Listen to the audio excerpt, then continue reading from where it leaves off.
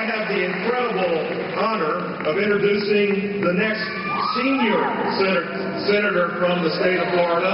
He doesn't look too senior to me, but he's the most dynamic guy I know on the scene today. Eloquent beyond belief, a great servant, a great husband, a great dad, and a great United States Senator, Marco Rubio.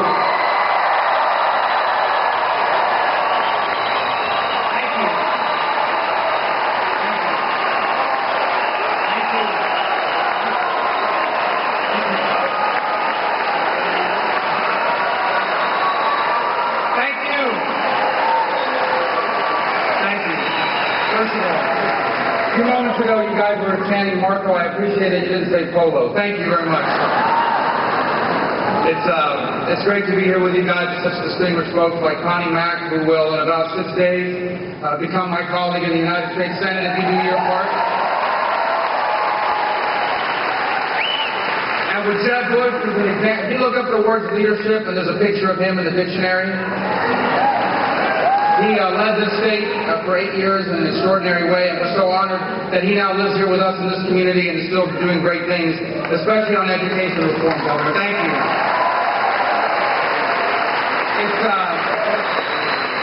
It's great to be back here at the University of Miami. I say back here because I went to law school just down the street. And I've got the student loan to prove it. And I know some lady called Sally Mae keeps taking money out of my bank every month. Anyway, so I'm honored to be back here with you guys. I have great memories and know what an important institution this is for our community. Thank you so much. I love coming back to be in South Florida for campaigning, and I'll talk about that in a moment. I just want to echo the words the governor said about the storm. I mean, if any state in the country and any community in the country understands storms, it's South Florida. We've been through this before. And you guys know that after the cameras disappear, these folks in the Northeast are going to be dealing with the aftermaths for months to come. So our hearts and our prayers go out to them, and hopefully also our contributions. I encourage you to go online and donate to the Red Cross. It's doing great work up there, and will continue to do great work. So please do that.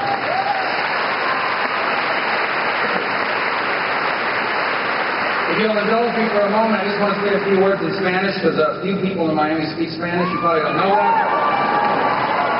Simplemente me honra mucho estar aquí hoy en el día de hoy en la Universidad de Miami, junto al próximo presidente de los Estados Unidos, el gobernador Rubio. Tenemos una enorme oportunidad de crear un nuevo futuro para este país de prosperidad económica, que es realmente lo que motiva a nuestra comunidad. Una comunidad de personas que cada día salen a trabajar y a sacrificar para que sus hijos y sus nietos tengan las oportunidades que ellos no tuvieron. Eso solamente va a ser posible si Mitt Romney, el próximo presidente de los Estados Unidos.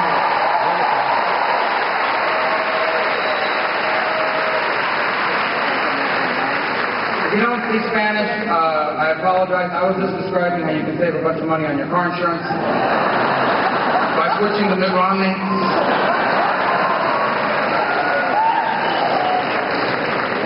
Every time I come back to South Florida, I'm reminded, this is my home still, of why I got into public service to begin with.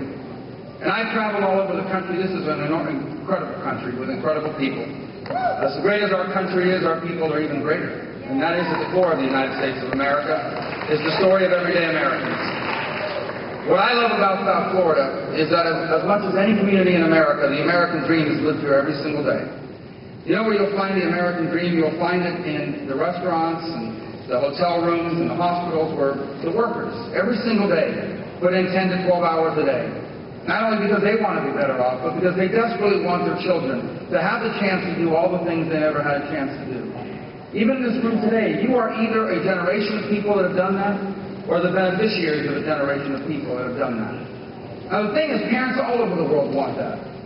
Every parent in the world wants their kids to be better off than them. Every parent in the world wants to give their kids everything that they never had, that every door that was closed for them would be open for their children. The problem is that in most societies on earth, that's not possible.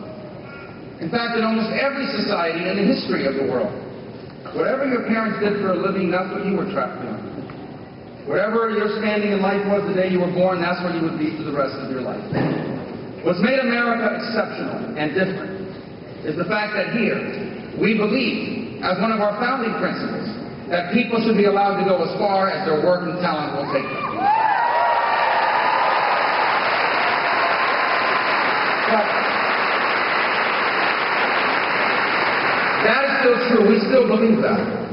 The thing is that for that to be possible economically, however, you need to have the American free enterprise system, which tells you that if you have a really good idea, you should have a chance to pursue it. That if you have a special talent and are willing to work hard, you should be able to put that talent to use. The American free enterprise system is what's created that possibility here. And it's what we need to re-embrace again. And in many ways, that's what this election is about.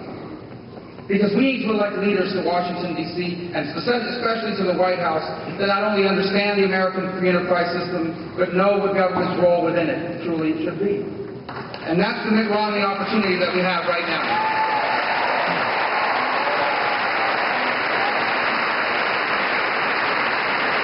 And so this election becomes not just a choice between two political parties or even two individuals. This election becomes a choice about two very different futures. And the truth is that with all the bad news in the press these days about the unemployment rate or the economy, there is no reason why our future can't be better than our past. And that's saying a lot when you look at America's past, when you look at our history of accomplishment and of success.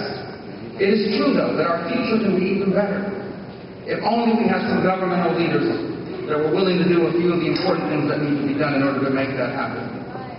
And unfortunately, we have a political culture today that's not conducive to that.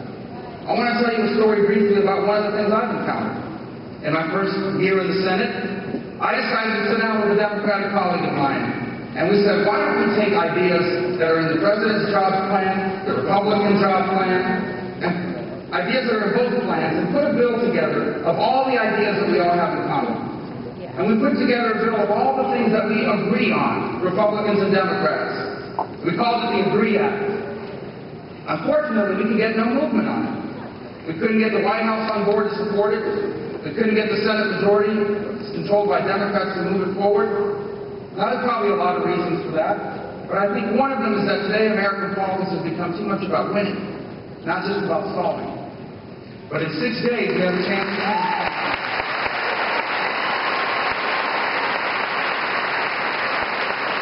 In 6 days, we have a chance to elect someone to the White House.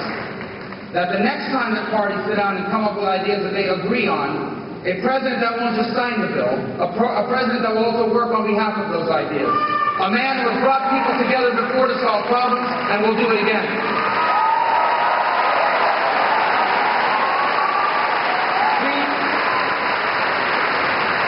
We are 6 days away, less than 6 days away, from not just changing who's in charge of the White House, but changing the type of future that awaits us.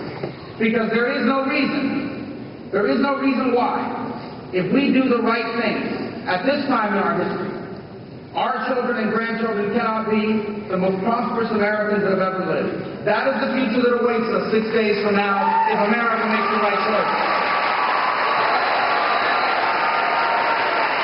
And we are going to be a big part of that here.